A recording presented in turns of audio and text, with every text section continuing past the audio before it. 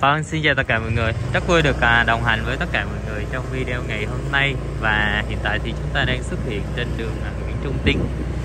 Đấy thì đi thêm một tí nữa chúng ta sẽ ra được An Dương Vương. Rồi chúng ta sẽ đi trên con đường này nha. Thì cuối năm rồi, nói chung nhìn lại một năm thì cũng thấy năm 2023 thật là đáng buồn mọi người ạ. Tuy nhiên thì nói gì nói chứ, trong thiên hạ này ngoài chuyện sống chết ra thì mọi chuyện khác nó đều bé tèo teo hết, đúng không ạ? Thì cũng mong rằng năm mới này mọi người sẽ có nhiều cái kế hoạch được thực hiện một cách thuận lợi và cuộc sống sẽ nhẹ nhàng và phát triển hơn.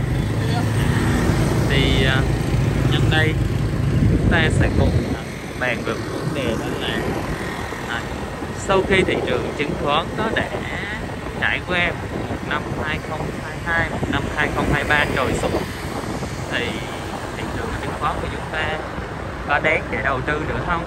Đấy, và người mới thì có nên tiếp tục tìm hiểu về mảng này không ạ? Đấy, thì video này chỉ dành cho những người mới và tầm tuổi như Thi hoặc là nhỏ hơn nha. Thì tầm 30 thôi, nhỏ hơn. Còn anh chị nào lớn hơn thì có thể lướt qua video này hoặc là ngắm cảnh thôi. Về quan điểm cá nhân thì thấy rằng là cái công việc đầu tư của chúng ta thì rất nên tìm hiểu và thực hành luôn. Tại vì như bản thân Thi mới thấy là ở Quy Nhơn này nha, và ở nhiều nơi khác nữa, nếu mà chúng ta cứ việc là làm công ăn lương tích lũy thì rất khó để có khả năng là mua nhà mua xe. Tại nhiều người bảo là mua nhà mua xe thì thời nay rất khó, nhưng mà nói chung là thời nào cũng khó. Nếu mà bạn cứ đi làm thuê rồi bạn chi tiêu xong dư giả lại thì rất khó. Đấy, thì phải chia sẻ là cái điều đó nó rất khó luôn, chứ không phải là thời nào nó khác, thời nay khác thời xưa được, không phải đó nha. Đó là trừ được còn ta nhận được của để dành của ba mẹ. Đây, hay là chúng ta có được trúng xổ số thì trừ theo đó ra nha. Đấy thì khi mà tích lũy rồi thì chúng ta phải làm cho cái số tiền này nó sinh sôi ra, không nên là bo dưỡng mình được. Hiện tại thì mỗi năm nó cứ lạm phát rất là khó khăn. Thì tính sơ sơ rồi, như mức lương 8 triệu rất là có một chia sẻ làm sao để giàu á, thì có lẽ là nó không rõ nét, là video ít được người xem. Tuy nhiên có một thực tế là nếu như các bạn muốn mua nhà 1 tỷ ở Quy Nhơn, nếu mà hai vợ chồng làm khoảng 10 năm, nếu mức lương trung bình 8 triệu nha, 8 triệu thì tính trung bình luôn cả cái thời gian bạn làm tích lũy nhiều quá, 2 vợ chồng luôn á, thì thời gian nó rất là dài luôn, nên là buộc chúng ta phải tích lũy. Với bản thân Thi ngày xưa đi làm từ sale, từ lên quản lý, rồi sau đó lại làm sale, rồi bây giờ lại không làm gì cả. Đấy, nhưng mà cũng có một khoản dư mà ngày xưa chúng ta có thể gọi là đồng biến ra, có thể là mình mua được một cái nhà nhỏ để mà mình ở cùng gia đình, để không phải đi thuê nữa. Thì một phần cái công việc đó nó dựa vào cái tiền mà Thi đầu tư chứng khoán của mọi người đó. Chúng ta cứ bắt đúng nhịp thì cơ hội nó sẽ đến. Thì thực ra đầu tư chứng khoán nó không hề dễ đâu. May mắn trong cái thời điểm mà đi vào thì nó gặp trúng cái thời điểm trên 2020 đấy, thì kiếm được tí chút thôi, chứ còn đầu tư thì nó rất là khó. Tuy nhiên á, nếu mà bạn chịu bỏ công bỏ sức học tập và thực hành một cách kỷ luật thì bạn vẫn có tiền nha. Tại rất là nhiều người họ đã giàu trên cái lĩnh vực này. Tuy nhiên thì mình không nói đâu xa, mình nói bản thân mình đi. Nếu mà bản thân mình đi làm thuê 8 năm rồi mọi người, đấy, mức lương cao nhất của mình cái thời điểm là mình làm 50 triệu, nhưng mà nó rất là ngắn. Trong một năm mình làm 50 triệu thì chi phí của mình trong cái khoảng thời gian đó nó trung bình ra thì mức lương chỉ khoảng 30 triệu và chi phí hết 10 triệu rồi.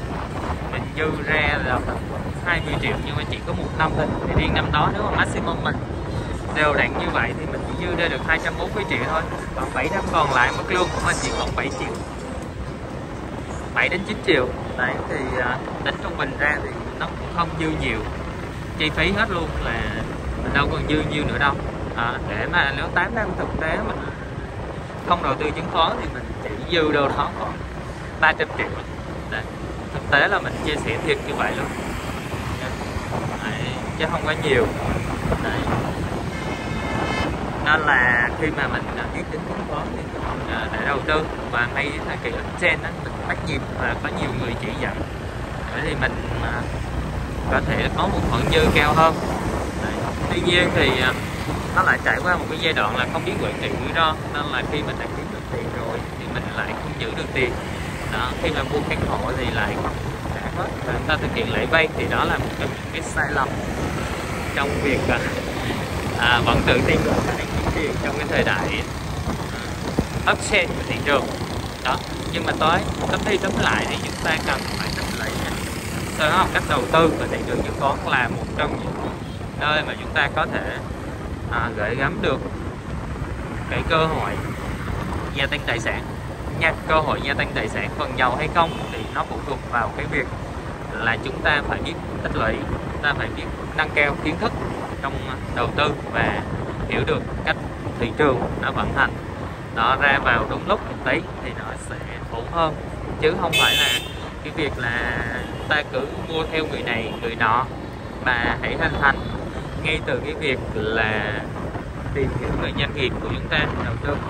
Giống như ai đó rủ bạn có vốn kinh doanh này, mở bán cà phê vậy, thì bạn cũng phải hỏi xem thử là người ta thuê cái mặt bằng đó ở đâu, bán cà phê thương hiệu nào, và nhân sự ở đó thì bao nhiêu, chi phí hàng tháng bao nhiêu.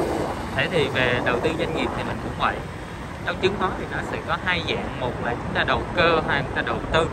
Thì ở mảng nào thì cũng vậy, đầu cơ thì phải nhanh tay lẹ mắt, còn nếu mà đầu tư thì phải là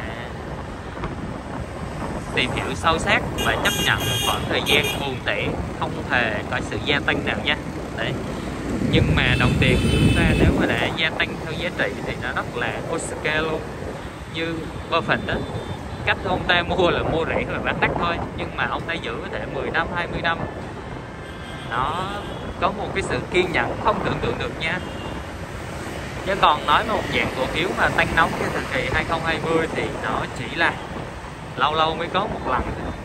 Còn về lâu về dài chúng ta phải hiểu bản chất của thị trường là nó phải tăng đều đặn và trên cái cơ sở là tạo ra lợi nhuận thực sự nha, chứ không phải là đầu cơ như 2020 ở một thời điểm nha.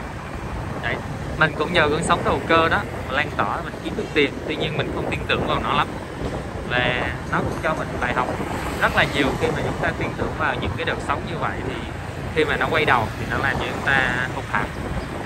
Thì tóm lại thì kinh nghiệm là như thế này, chúng ta không phải là kinh nghiệm mà chia sẻ là như thế này, là mọi người nên học cách đầu tư chứng khoán như vậy khôn ngoan và nâng cao kiến thức của mình hàng ngày lên, đừng có chủ quan.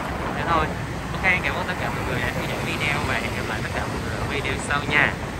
Cảm ơn tất cả mọi người nhiều.